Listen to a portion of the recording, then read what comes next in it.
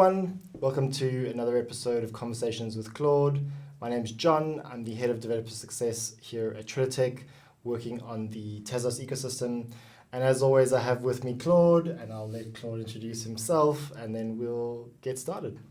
Hello everybody, so I'm Claude, I'm the developer advocate here at Trilitech, and I've been working in the Tezos ecosystem for the past 3 years. Today we're going to do something a little different. I thought it might be interesting for us to look at some of the things that are coming up, some of the interesting things that are happening within the ecosystem, and then also specifically relating to TezDev coming up soon and the developer success team and what we're up to here at Trilitech. So I thought we could start with TezDev. There was recently an announcement made that TezDev is coming. We're going to be hosting TezDev in Paris on the 21st of July. I know, Claude, you've been to TezDev before. It'll be my first time, so I'm really excited. And maybe you can give us a little preview of what you experienced in the past, and what can we expect? Yeah, so TezDev last year was really interesting. It was also the first real Tezos event that I went to. So there were a lot of people from the ecosystem, and one of the best things about TezDev is that I'm used to interact with those people in the ecosystem online, and then you go there and then you see them in real. You can interact with them, you can chat with them. That I also have those weird interactions, of people who come to me and they're like, "Hey, you're Claude," and they tell me their handle on Twitter, but otherwise I don't know their name. I just know their handle on Twitter, and so it's very interesting to connect with these people. Of course, there were also very interesting talks during TezDev. Of course, my talk was the most interesting one, if I may say. Of course. No, I'm joking. But there were very interesting talks about different aspects of the Tezos blockchain and some technical talks. So it was very nice to listen to them and also connect with the different actors of the ecosystem. And it was in general it was very nice. There are some people who came from all over the world to meet in Paris. So it was also during the heat wave in Paris. There were 40 degrees outside. Wow. That was the temperature was intense, but it's a very good memory, and I'm sure this year is going to be even better. Brilliant. And are you going to be speaking again? I'm supposed to be speaking again. So that's why you have to come to TezDev. There you go.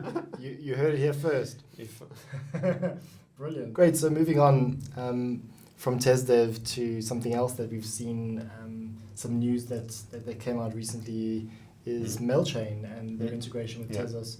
Maybe you can tell me more about this, and obviously everyone listening can learn a little bit more about what that is and what that means. Yeah, so Mailchain is a very interesting product for multiple reasons. So the first one is the product itself. So it's a kind of email service that's blockchain based. So you can use your address on the blockchain to send messages to people.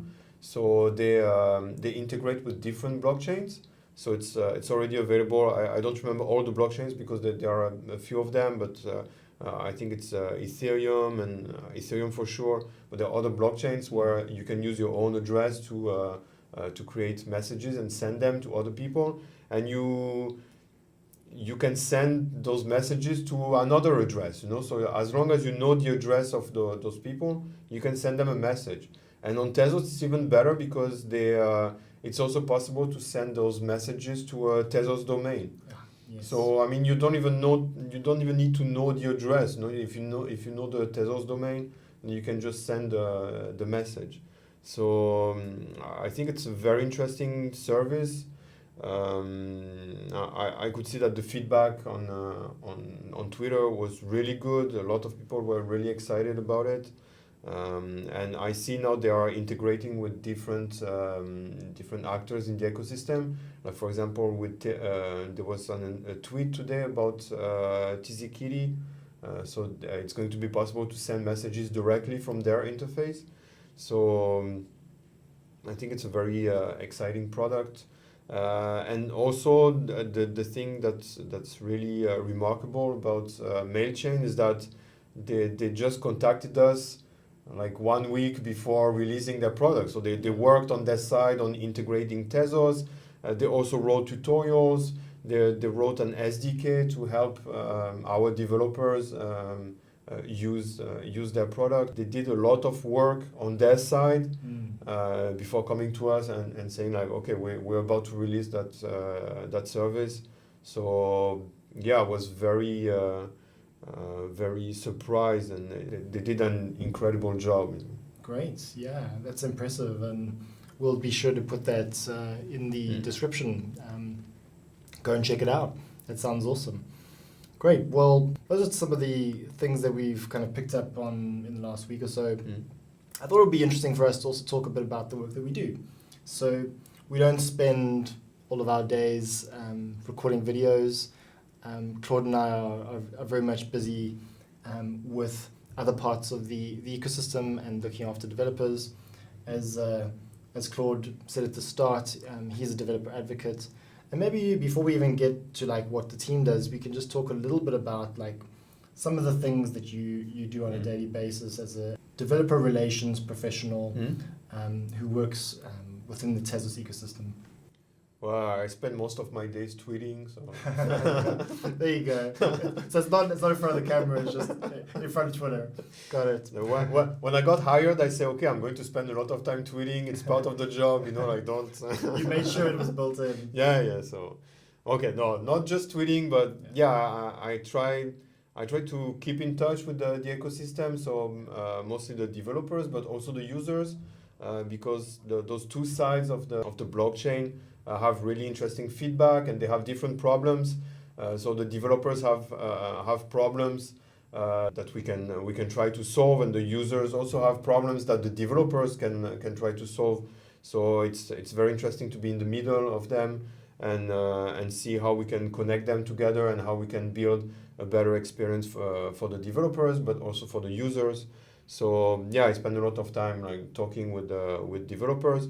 I also spend time trying different products and different tools on Tezos to see which one is the best, which one I want to recommend to developers, but also to see like what's not working properly and what we could improve in the tools. So it's a very interesting job because there are a lot of different things that you do on a daily basis. It's not just recording videos or just writing documentation. There are like a lot of different things that have to be done, and and it's very interesting. Like every day is a new day. It's a different day. That's great. I mean, you talked a bit about speaking to developers and getting feedback. One of the things that we did in late February of this year was to send out a developer survey. And the results of that was really interesting, and I think moving forward we'd like to share those results more widely. And so coming up soon in the next couple of weeks, we'll be sending out another developer survey.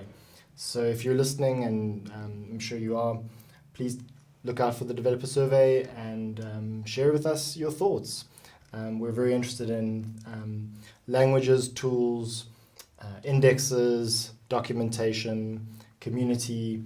We want to just get as much feedback as we can and kind of make sure that we're continuing to improve. So I think that's great, and it's good to mention. So look out for that one. You also touched on documentation. So I guess as someone who's heading up the team, I can also talk to that. We've definitely seen that that's an area of the ecosystem that we want to double down on and look at how we can improve. And there is already an internal project that's ongoing around how we can make the documentation that exists today and that potentially doesn't exist into something that is much more cohesive and much more easy to use for developers, to get them from A to B, from 0 to 1.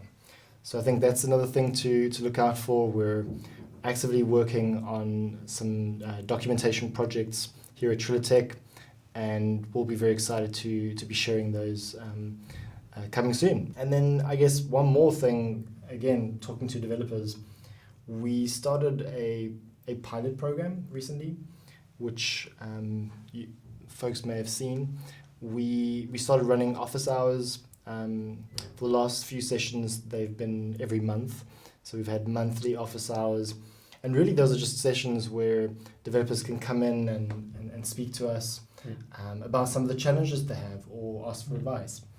And you've been part of those. Yes. In fact, you've been in every single one. And so, yeah, maybe you can just tell us a bit more about what you've seen and how you've experienced the office hours so far, and then what's coming soon.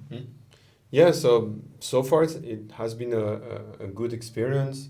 So yeah, we talked to different developers. So they are building products on Tezos, and they had questions.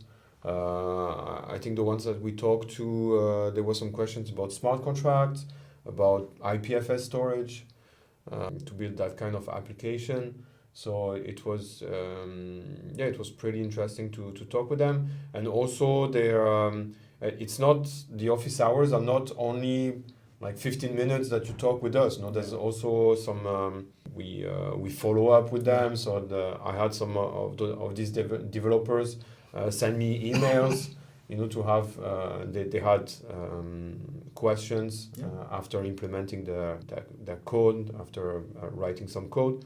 So yeah, it's also very interesting to follow up with them and see where they're going, what they're building, and the kind of challenges that they have, so we can learn from it, and then we can answer the future questions in the best fashion possible. Yeah, it's so true. That's great. I also wanted to mention that, so we've been doing those monthly, and coming up soon in June, from the 8th of June, we're going to be offering the office hours weekly. So if anyone's out there who's looking for help, who needs a hand, or wants to just talk a little bit about Tezos and how to go about building, Claude would love to have a chat with you. I would love to have a chat with you. And we'll provide a link in the description around how you can book those sessions. There are going to be plenty of sessions, and they will recur every week on a Thursday. So definitely look out for those and sign up. We'd love to see you there. Great. So those are some of the updates. One last update I wanted to mention, which is really good news, is that we have someone joining the team soon. Yeah. So you'll have a second developer advocate working with you here at Trilitech. And that's somebody that we poached from Ethereum. Great, even better news. Even better news. So yeah, we're very excited to be growing the team and being able to provide developers and I guess those watching here with more support and more resources to help you build whatever it is that you need to do. Yeah. So that's going to be exciting. We'll probably have him on one of the episodes, yeah, sure. If not quite a few. And maybe I get replaced and I don't appear here very often. So either way, that's really exciting. So yeah, I think that kind of wraps up our updates for this time round. But as always, if you have ideas or would like to tell us what we should talk about, we want to hear that. So yeah, any closing thoughts from your side before we wrap up? No, I'm very excited to have a colleague, developer advocate, coming next week. That's going to be very very nice. I'm sure we're going to do a lot of great things together. And I met him a few times, and he's I think he's perfect for the job. So I'm looking forward to it. Brilliant. Well, we'll wrap up there. I hope that was interesting for you. It was a little bit of a behind the scenes of what we're doing here. So thanks everyone for watching. It was great having you. And as always, feel free to follow Claude on Twitter and check out the links in the description. And yeah, we'll see you next time. Take care. Thank you. Bye. Bye-bye.